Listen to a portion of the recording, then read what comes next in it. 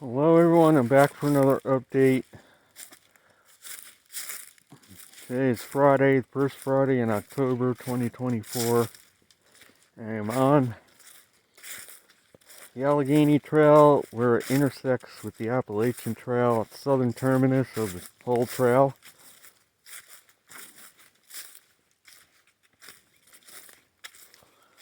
Atop Peters Mountain. This is the final few steps of the Allegheny Trail southbound before it emerges or ends at the Appalachian Trail.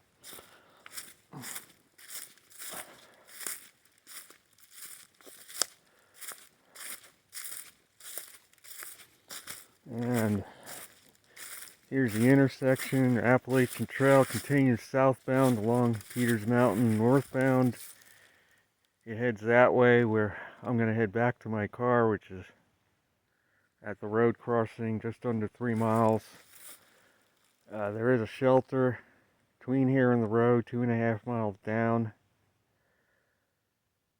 And Route 460, Petersburg, Virginia is 17 miles in that direction southbound.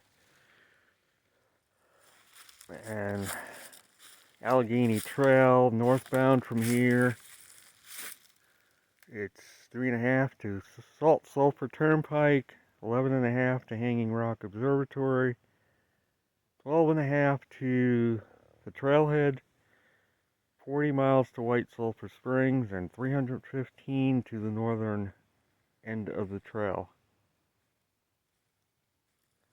I'm going to start heading down. I hiked up here, and I'm going to head down the Appalachian Trail northbound back to the car. I think it's Route 635, Giles County, Virginia, where I'm parked. And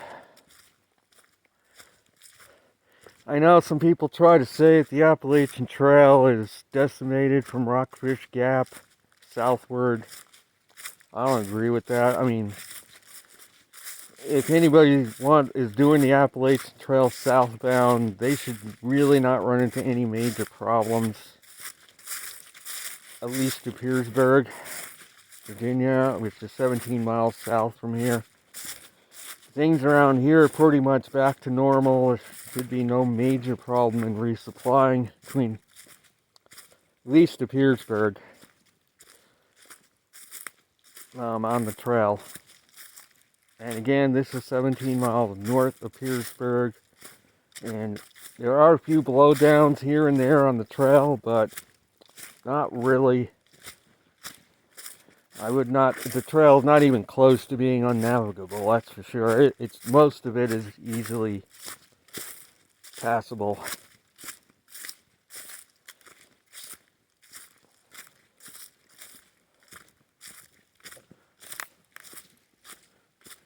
So this trail traverses the Peters Mountain Wilderness between here and the road for 2.5 miles or so.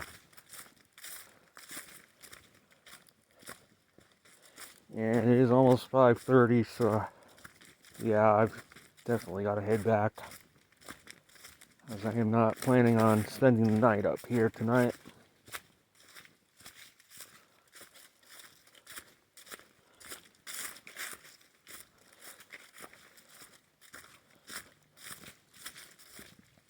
What I'm going to talk about today is, again,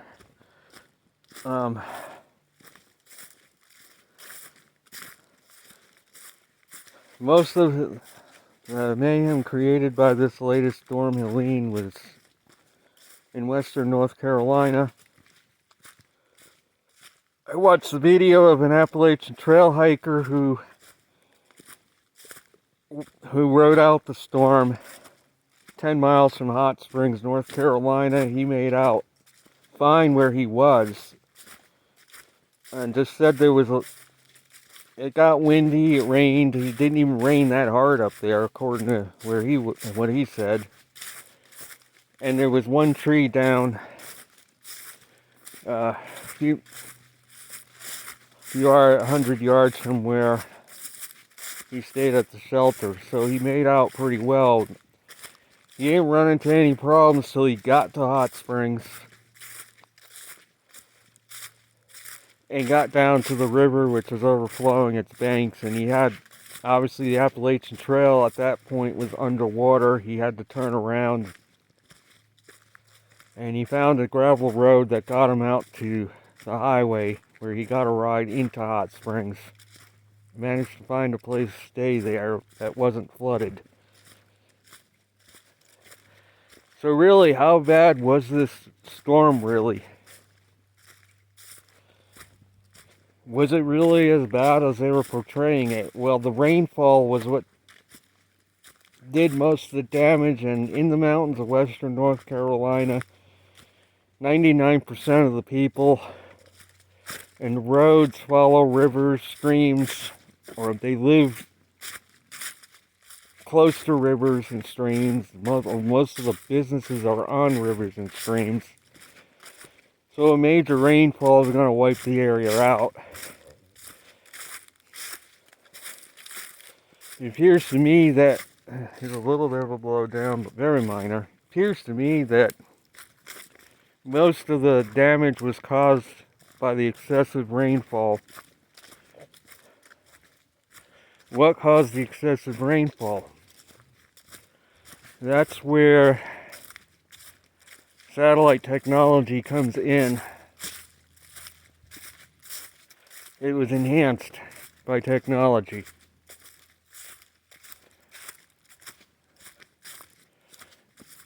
It was the perfect storm of an opportunity to create havoc, get people to buy into the global warming, because this is being blamed on global warming, this storm,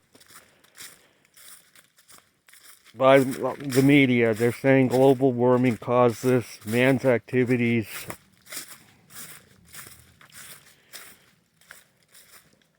And obviously after this, more and more people are going to buy into this global warming concept.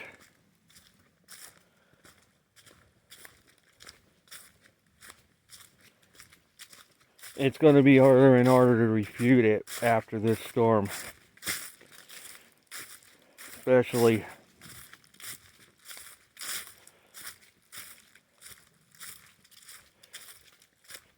so I don't believe this was an entirely natural event. Back in 1916, when Asheville last got flooded this severely, that was natural, and I saw some posts that claimed that that was even a little worse than flooding we just had. I don't know for sure on that, but I feel without satellite technology, this storm would not have happened as it did. And that, in the end, this storm drew an enormous amount of heat out of the Gulf.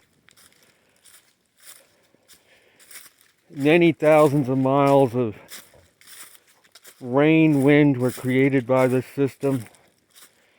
It definitely took a lot of heat out of that Gulf and out of the Caribbean as well.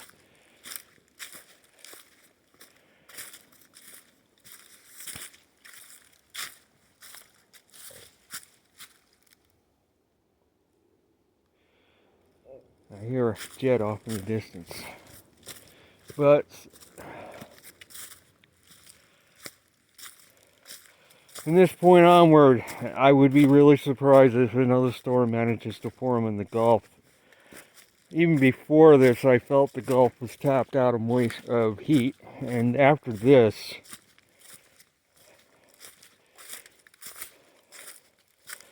I cannot see how they're going to get another storm going down. They're trying to in the Bay of Campeche right now. I see some convection down there. They're hitting that area.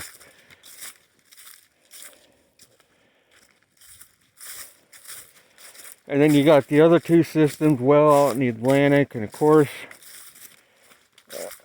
we just had an X9 flare, the strongest of the cycle so far.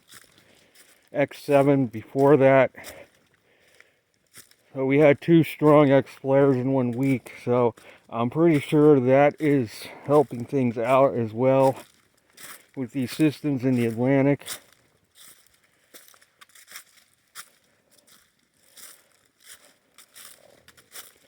And I had said that if the sun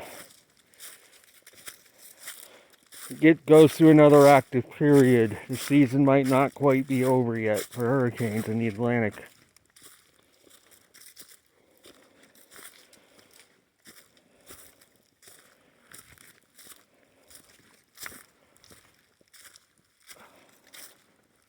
But these 2 storms do not appear to be a threat to the U.S.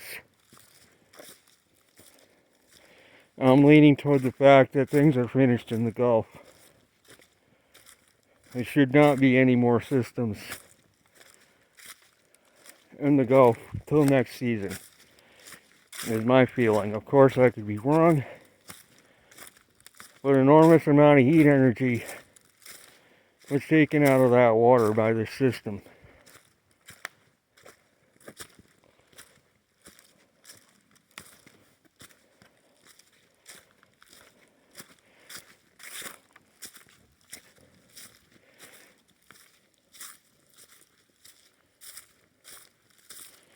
So the AT at this point kind of climbs slightly before it begins its descent to the road. I was coming up here, I thought this was the top, and it wasn't. It tops out and goes down slightly, and then the second ridge line is the top.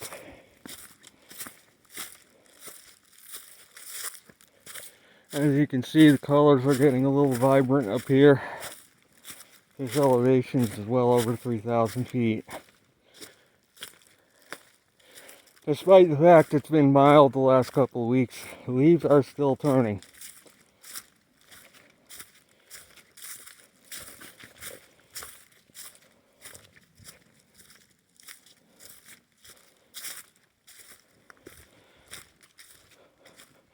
So I am continuing to do an analysis of comparison of solar cycles. I am drawing up a chart. And on the chart, I had put down each solar cycle and how many months in the maximum occurred, how many sunspots there were at the maximum of each cycle, how many months where the sunspot count was below 50 in each cycle, how many months sunspot count went above 100 in each cycle, and how many months the sunspot cycle exceeded 200 in each cycle. Then I put in the cycle how far into the cycle the sunspot number first hit 100 and how far in it first hit 200, and then how far into the cycle it went below 100, stayed below 100. And then I put down how many months total that cycle was. Because there are variations, and even the total length of each cycle.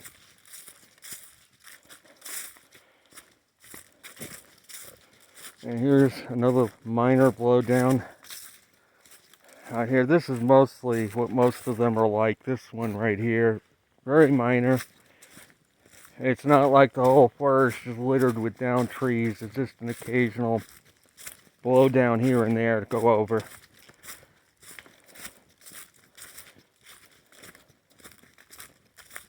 So I'm starting the descent now to the road. I've just come over the spine of that ridge.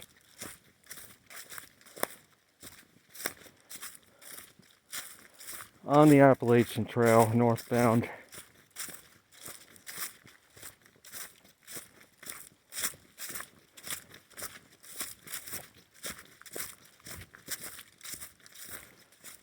So yes, I am doing a chart to do an analysis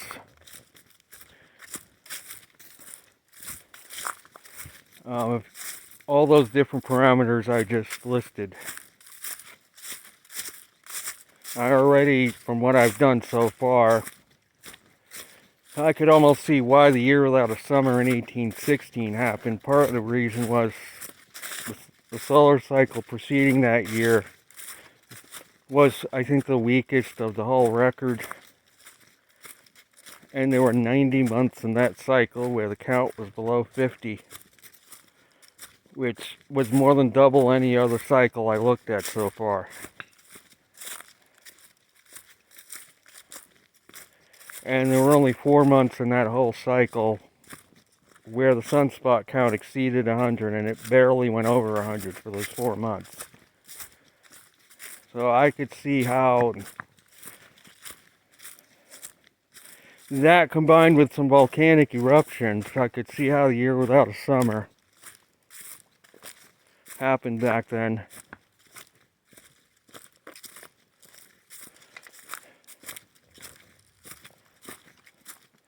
In contrast, 1780 was a very active hurricane season, and that solar cycle sunspot count went well over 300 2 years earlier. And that put some heat in the oceans.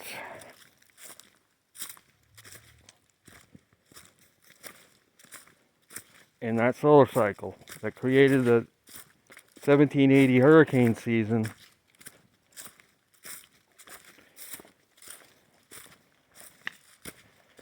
There is some correlation there. How much? I'm not sure. I gotta look at the chart and finish it.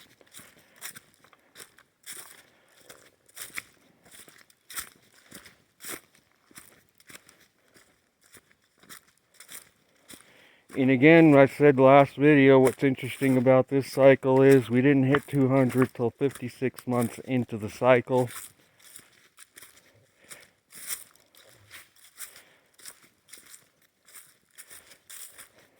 We didn't hit 100 till 36 months in. Both of those dates are very late compared to most cycles I've looked at. Very late in the cycle. We had these 2 X-flares this past week. They both came from the southern hemisphere. The northern hemisphere appears to be dying out.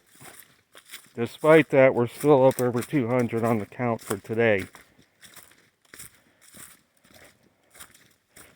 Because we got some huge regions in the southern hemisphere of the sun.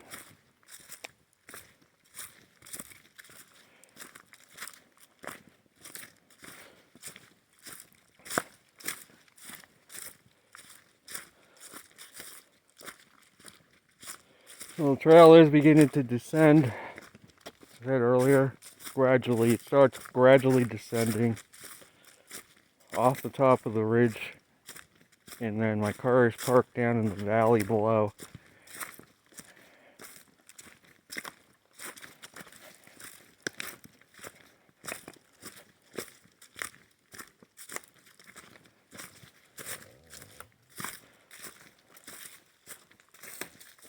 As you can see so far, the trail is very easy to navigate. A couple of branches here and there, a line of twigs. So far only one blowdown that was easy to step over. In this 18 minutes I've shot this video, that's all. Anybody that's hiking the Appalachian Trail southbound toward this area shouldn't have any difficulties in a major way. The stream flows are all normal. The rainfall we got from the storm and other systems that have moved through, it's not like we're gushing with water. I mean, the stream flows right now are slightly above average, so there's plenty of water to be had here now. For anybody coming through here, they will not have a problem with water.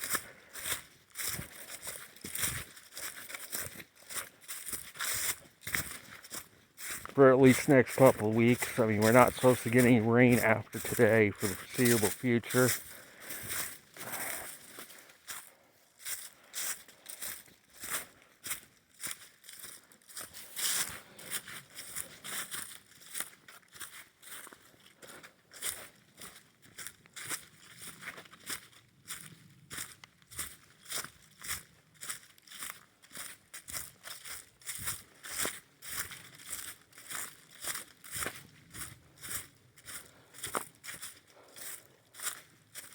So that's going to be it for this video. I hope you enjoyed this discussion and this little sampling of the Appalachian Trail.